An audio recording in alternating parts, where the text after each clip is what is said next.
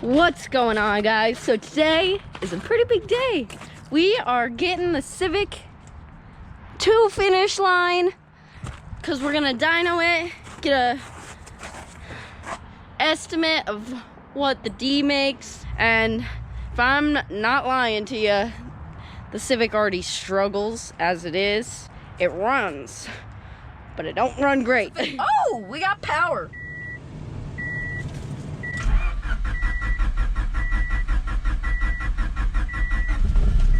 There we go.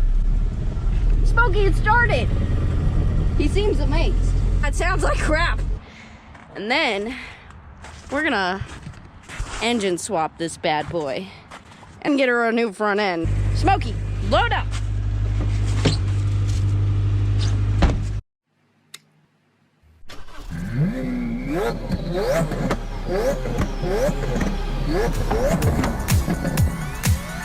This is my 91 Honda Civic.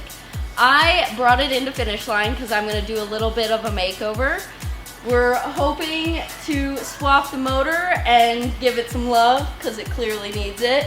I've had this car for maybe about 4 years and I've kind of just been brewing on what I want to do, and I've finally got some ideas. So today we're going to see how much power it makes as a stock D series, and you guys can tag along and see what comes next. How you doing, Smokey?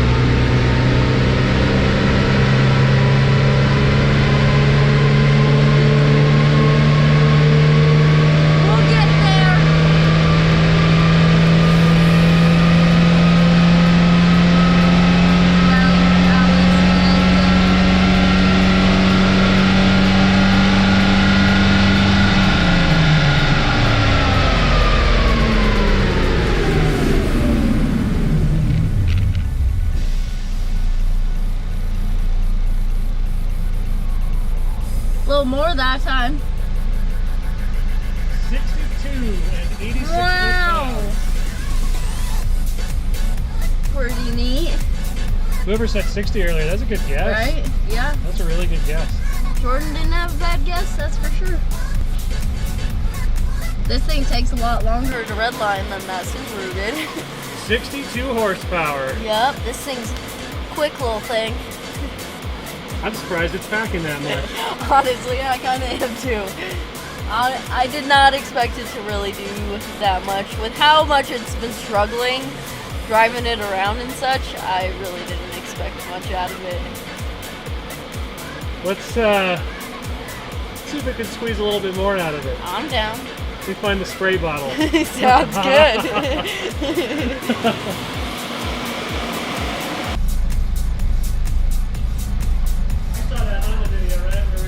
Yeah. Yep, so when this is flashing red, that means the brake is on. Okay. So you push it, it releases the brake. Push it again, it applies the brake. Okay. So when you get to the RPM you want, you hit the green button. Sounds good. Floor it, and then when you're done, hit the red button first. Okay. It kind of doesn't matter what order, but just remember to hit the red one first so you slow down the dyno first. Sounds and then good. You can hit the green button again. It brings up the graph, or I can do that afterwards. Sounds good. Cool. We can do that.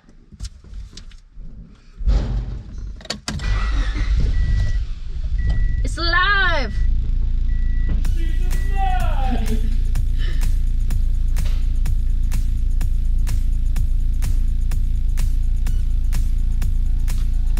Alright.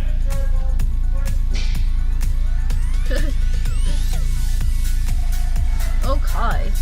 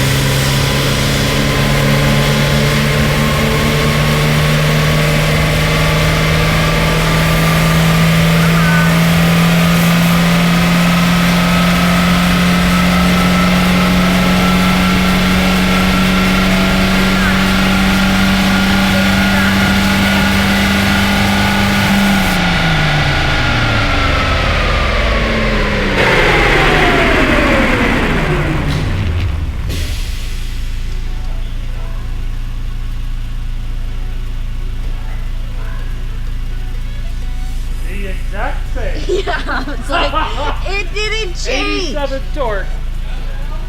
We got like most of one more torque. Like what it has is what it has. It gave it all it's got. Alright. Well, there you go. That's our baseline. Short of finding the nitrous and really sending it to the moon. Right. But that'll be good. It's a good start. Some of you might remember from a few weeks back where we did this exact same thing to a different Honda we had on the dyno, and it actually picked up a fair amount of power. And the difference lies within the fact that the Honda we did last time has port fuel injection, or the MPFI system, and this Honda has throttle body injection, or the dual point injection system is what it's known as from Honda.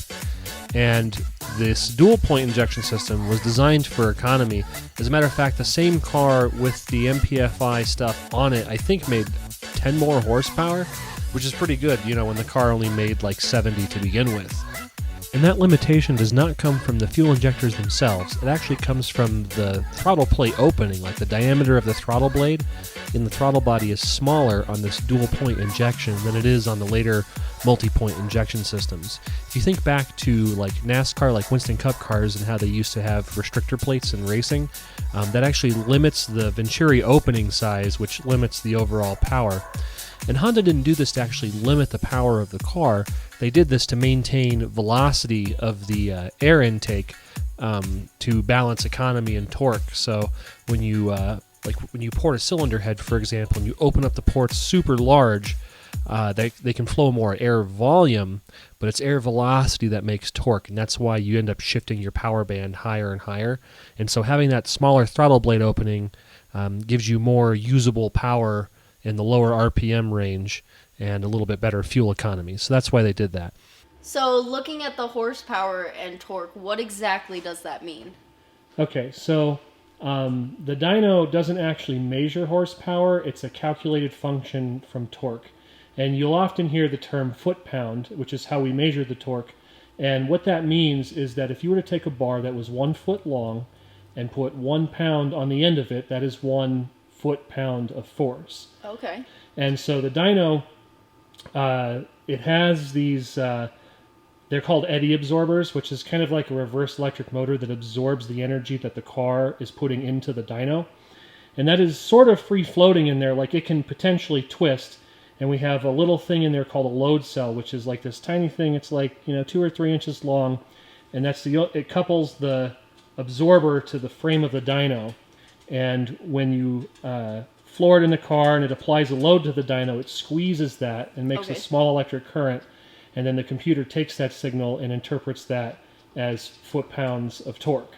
Okay. And then it takes some other things and applies some math to it and gives you like a calculated horsepower.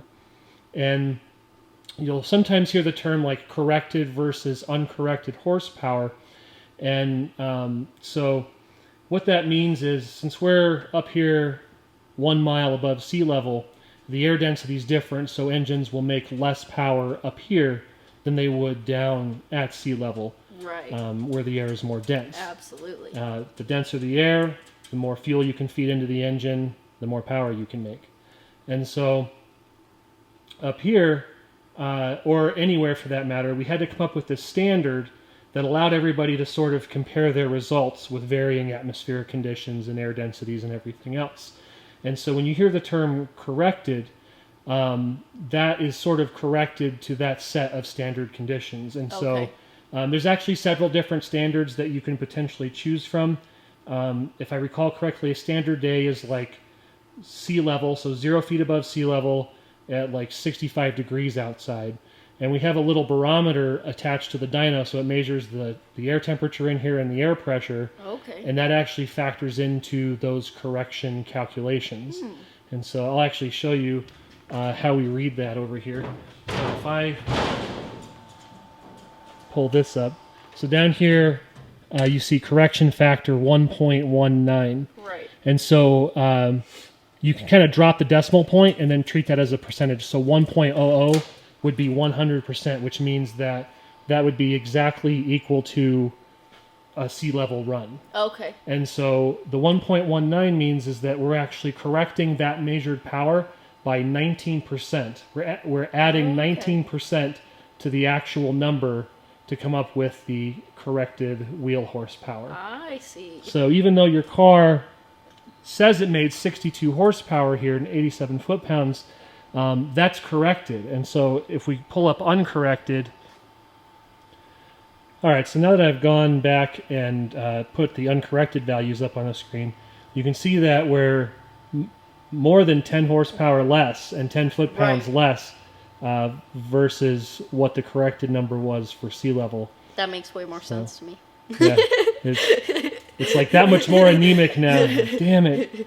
But once again, having the corrected numbers allows people to compare results. So somebody with the same car... somewhere else. You know, in Florida, put it down on the dyno, you'd be able to compare your numbers and setups with them and be able to figure out whether or not that actually made a difference and stuff like that. That makes sense. So, yeah, that's a little bit about how that works.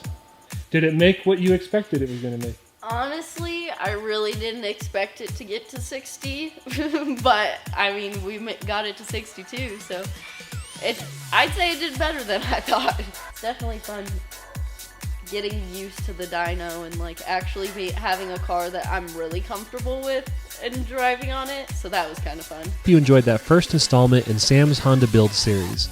Join us next time as we prepare for the K-Series power plant by removing the old engine and cleaning the engine compartment out. If you liked this video, be sure to give us a thumbs up, and if you want to see future episodes, be sure to click that subscribe button and ring the bell for notifications. I wanted to stop and take a minute to thank Finishline and Doogie himself for helping me so much with these videos. Not only did they give me a place that my family and I can get together and tear my car apart, but it's also somewhere that I can work on the aesthetic side of my vehicle as well. And I'm really excited to see what comes even after this engine swap. Thank you guys for watching. I hope you enjoyed. Like, subscribe, and we'll see you on the bright side.